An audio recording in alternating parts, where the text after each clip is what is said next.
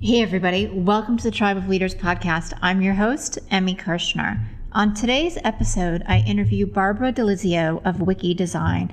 And I love her story because she talks about not only starting her business from like a teeny tiny little apartment, but how she's grown it as an introvert and the creative marketing strategies that she's used.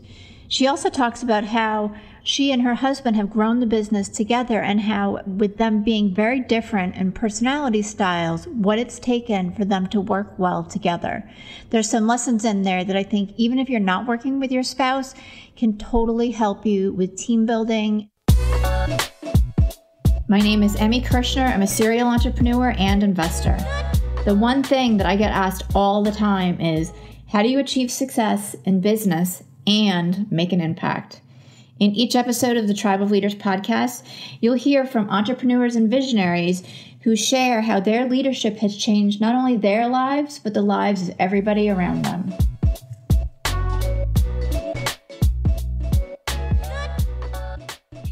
Hey, Barbara, I am so excited to welcome you to the Tribe of Leaders podcast today.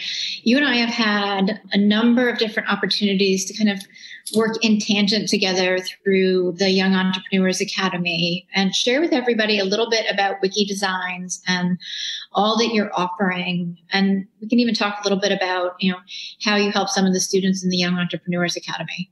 Yeah, well, thank you for having me.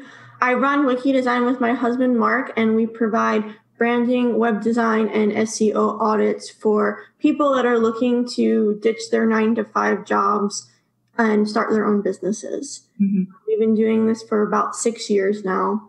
And like you said, I do volunteer with the Young Entrepreneur Academy, and that's been a great experience for me. I love working with these kids that have these really cool ideas and just seeing them grow from, just when they start out, when they're maybe a little shy or not as confident, to getting their confidence and getting up on a stage in front of all these important people and pitching their ideas and their business plans. It's a really cool experience. And I'm so glad that I have become a part of it.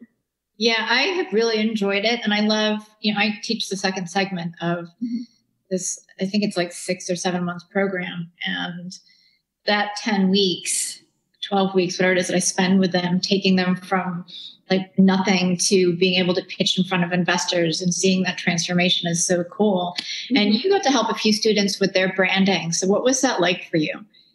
It was so much fun because it's similar to the people that I work with on a day-to-day basis. My clients, they come with an idea and they have this great idea in their head, but they don't necessarily know how to execute it. So we worked to figure out what it was that they wanted, who they wanted to target, and what would make their business really shine.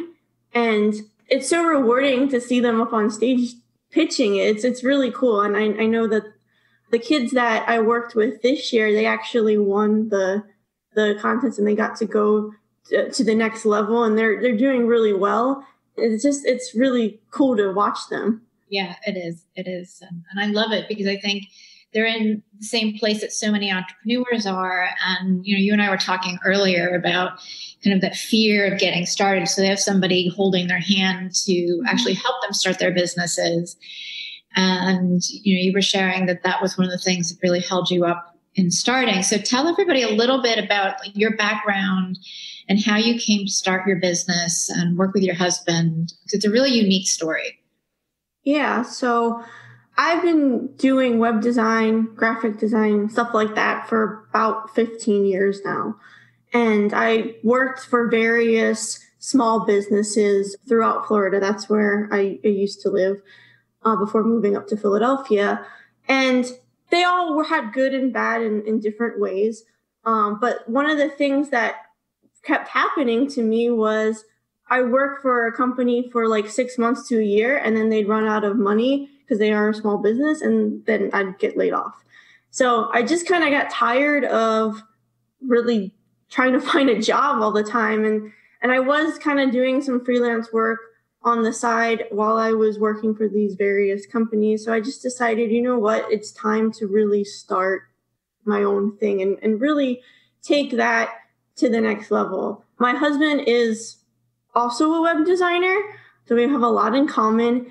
And he was doing the corporate route. So he worked for a company for 15 years, a big company that has 100,000 employees, and was doing web work for them. So his situation is he was just kind of frustrated with the 9-to-5 corporate rules and all that stuff. So we just decided to kind of join forces, and our experiences and me working with small businesses and him working in the corporate environment, and kind of craft our business to make it different and what we wanted, and by the experiences that we had, both good and bad, from those different jobs. Right. So what was the scariest thing for you in kind of taking that leap from even having, a bunch of freelance jobs to like, this is my business? The scariest thing for me was just, are people going to think that I'm good enough? And I think it was just like not having that confidence to really move forward was holding me up for so long. And I was in a lot of situations where the work environment was kind of where they would put you down, for lack of a better word. And that, if you hear it every day, that kind of does make you feel like you're not as good. But I had to overcome that if I wanted to really start my own business, because you have to be confident in what you're doing. Otherwise, people aren't going to be confident in investing in you. Right. So it was something that I had to really learn and overcome. And it was hard. It wasn't something that came easy. And there's been a lot of iterations of our business. We started 6 years ago doing a lot different work than what we're doing now. But that just came over time as we grew more confident, learned more what we want to do and who we want to work with. Things changed. Right. Were there places where you felt stuck? Like you felt like the fear or, magnitude of like making this work just kind of kept you spinning, or you wanted to quit? Yes. I would say the marketing part of it, the marketing myself was the hardest part. I'm very introverted. I like being home. Networking events are very scary to me. I've gotten a lot better over the years of doing it. I've gotten more comfortable and I've developed good relationships.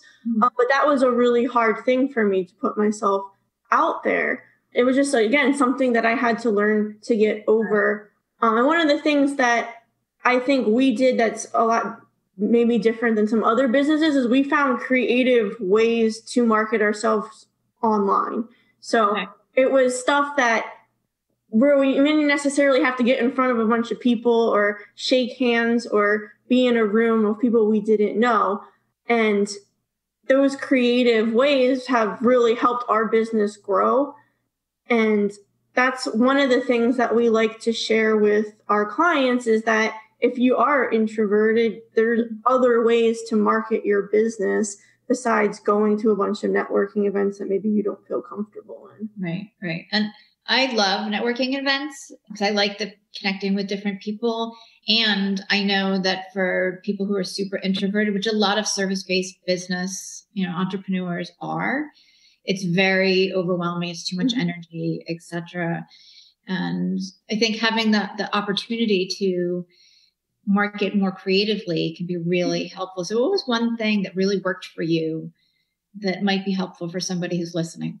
Blogging. That has definitely helped our business a ton, because we're creating fresh content and we have that content that we can share on social media. That's helped our SEO and really just get out in front of a bunch of people, a lot more people than we would at any networking event, because your content can be seen by thousands. Right. As opposed to just the 50 that are in the room. Exactly. Awesome. So you've been working with your husband for the whole time together? Did you start the business together, or did he? Yeah. So he was working full time at his corporate job for several years. He quit his job to work full time with Wiki Design last October, but he was working kind of double duty. He would come home and work on our business. So he was doing a lot of the server stuff and the stuff that I wasn't really good, the tech-based stuff. That's really what he shines in.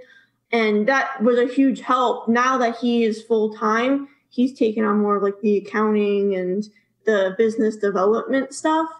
And that's really helped me because I can focus more on what I like to do, which is the design work, and he can focus more on the tech stuff and getting everything, up to date and making sure our clients have well-maintained websites. And it's just a really good balance for us. Right. That's awesome. What's it like working with somebody that you're married to? Because I think that takes a special relationship to be able to have the personal piece and the work piece flow really well together. And how have you guys, I guess, worked it out so that you're really complementing each other's skills? We came up with a plan. So before we even thought like, hey, you're going to quit your job, we talked about it and we said, well, if you quit your job, what is it that you're going to do? Because you can't just quit your job and not have anything to do and be sitting like, okay, well, I'm bored. So we figured out the tasks that he would do and the tasks that I would do, and we divided it equally. That's not to say that there aren't some times where I'm doing some of the things that he's doing some of the things that I would normally do, but we have set things that we do, and that's definitely helped. It's definitely not easy all the time. There's times when we disagree on things or we get into like flat out arguments, but that's just, I think, marriage.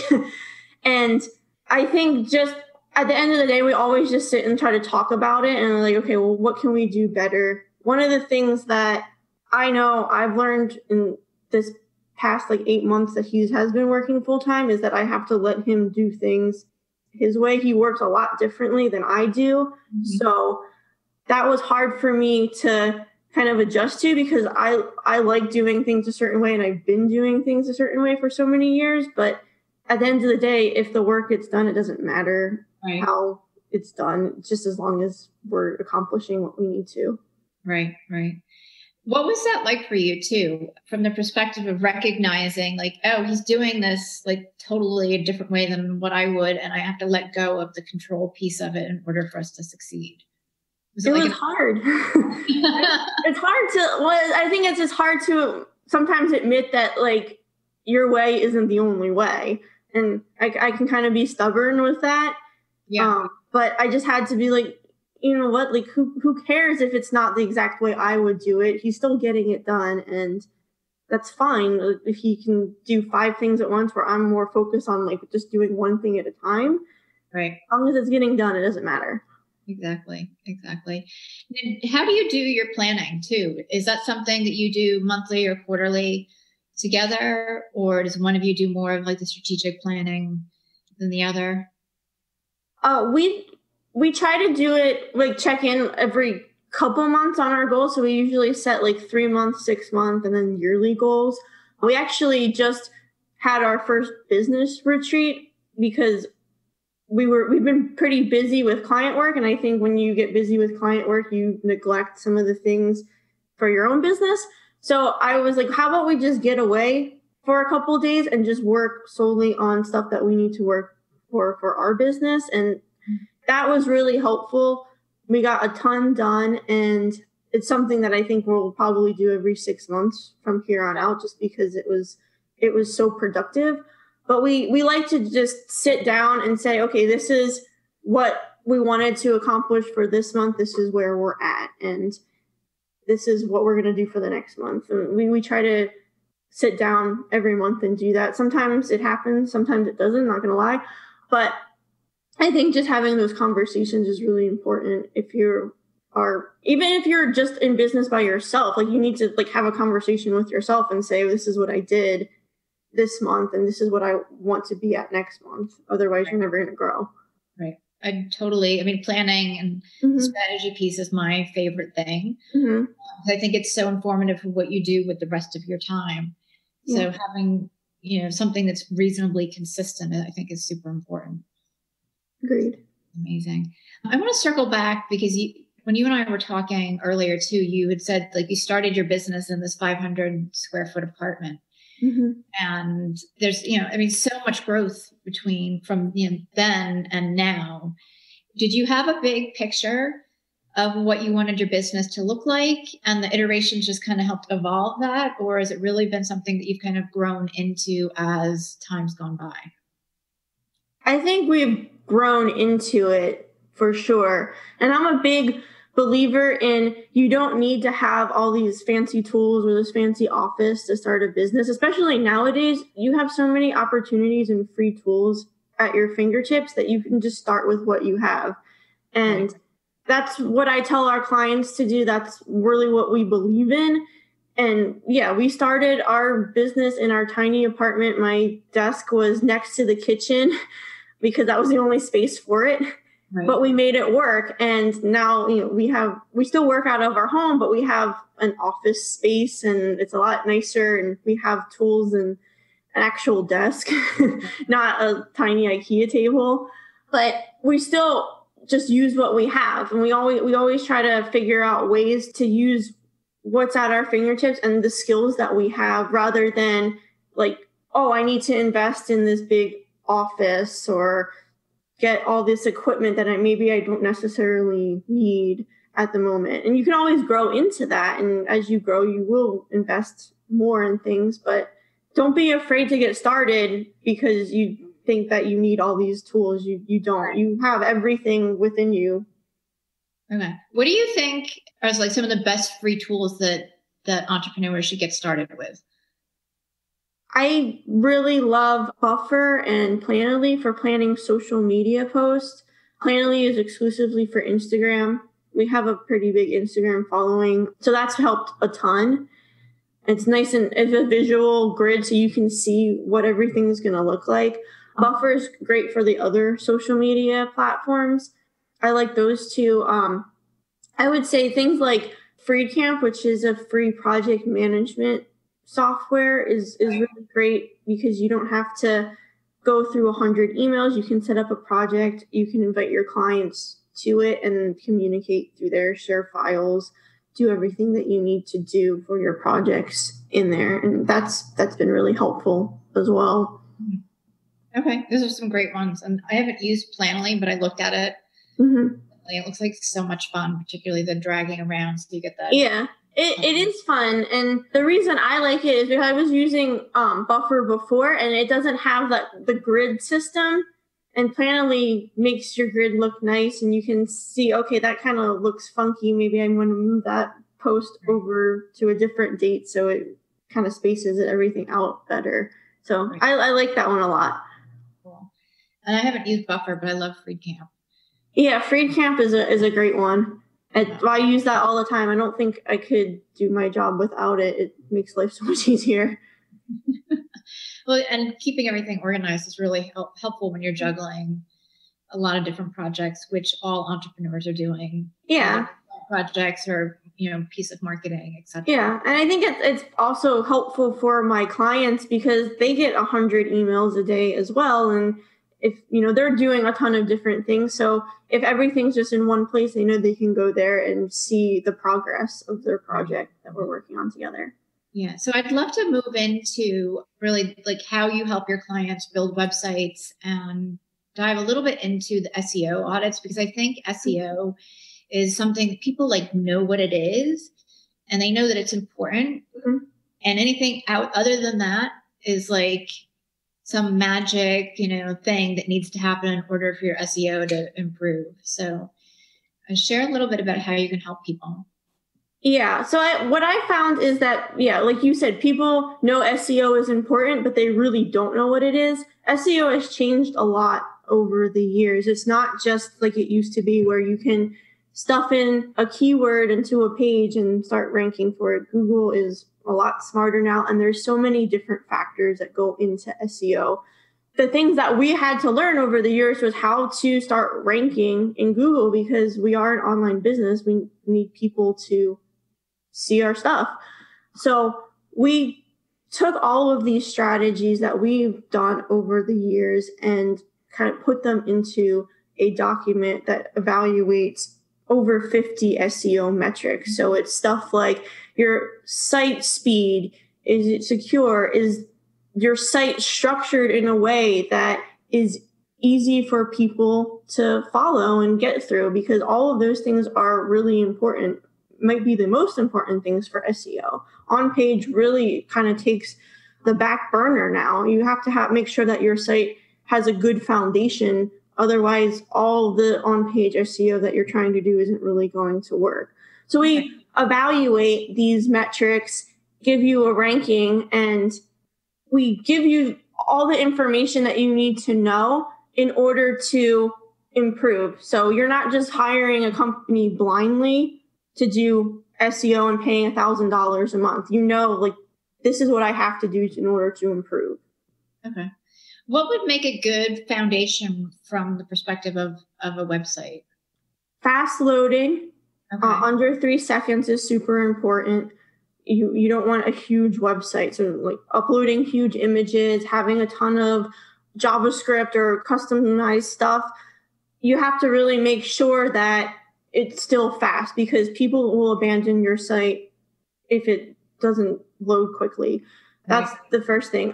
SSL, so a secure website. When you go to your Google Chrome, if there's that lock and it says HTTPS, then you're good. That's another huge thing.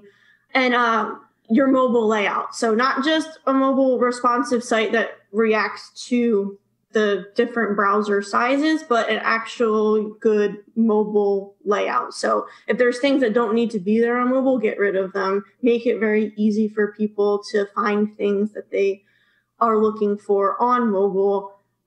Mobile first is Google's algorithm change now. They really take into account the mobile phone experience, and that's really what they're ranking for. So you want to really make sure that you have a good mobile experience on your site.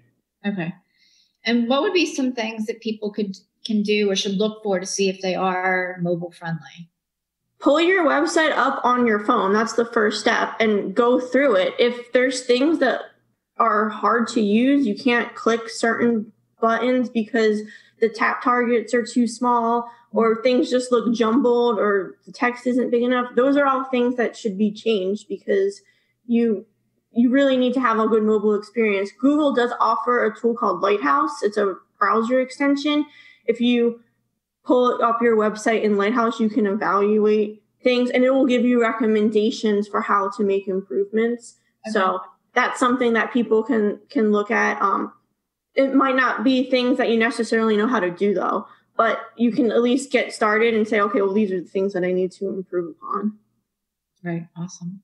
I love it. Thank you so much for sharing that, because I think, people or entrepreneurs believe that they can just throw up a website and it's all good and people are going to start showing up, and it really takes some effort and some marketing to have your website be seen by other people. Yeah, and that's one of the things that we tell our clients is, like, once you have the website up, the hard part is maintaining it and getting people to it. So you have to have fresh content on it. So having a blog or videos or like a podcast like you have, those are all really good things that will get people to your website. A lot of people focus now on social media, which is great, but you don't own social media. You own your website. And we all know how Facebook, Instagram, all these platforms are changing all the time. What was working once before isn't going to work a month from now, because they're always changing it. And we all know our posts aren't getting seen anymore unless you pay to play. But with your website, you have full control over it. So it's really your best marketing tool, and you should take advantage of all the opportunities that you have on it. Right. I totally agree. And I mean, your website can be one of your best sales tools. It is your best sales tool. If you do it right, it's your best sales tool. Right. And well, a lead generator, but they're, I mean, they both go hand in hand. Yeah. So this has been so awesome. Thank you so much for sharing just your story and all of your knowledge. I love it. And it's so helpful. Where can everybody connect with you? Wickydesign.com, WICKY design.com. We're on Instagram, Twitter, Facebook, Pinterest, YouTube. We have everything. If you go to the website, you'll see all those links in the footer. Okay. And yeah, we'd love to connect with anybody. And if anybody has any questions, we're open to answering. And what's the best person to reach out to you? Like, how can you help them most effectively? Anybody that is ready to ditch that corporate job or that 9 to 5 and start their own thing. That's who we help. And we help people with the branding and the web design portion of that, so they have that solid foundation so that they can then take their business idea and really run with it. Okay, awesome. Thank you. And thank you so much for being here. As I said, I'm going to just throw one totally unexpected question at you. So totally off the cuff. And I love asking this sometimes, is what is one of your favorite quotes? Dreams don't work unless you do.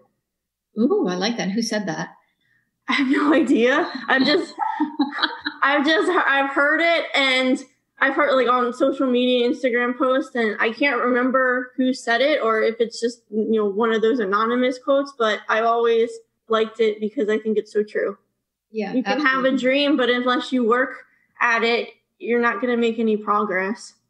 Right. Absolutely. And with that, again, thank you so much. And thank you everybody for hanging out with us. And we will see you next week. Bye. Bye.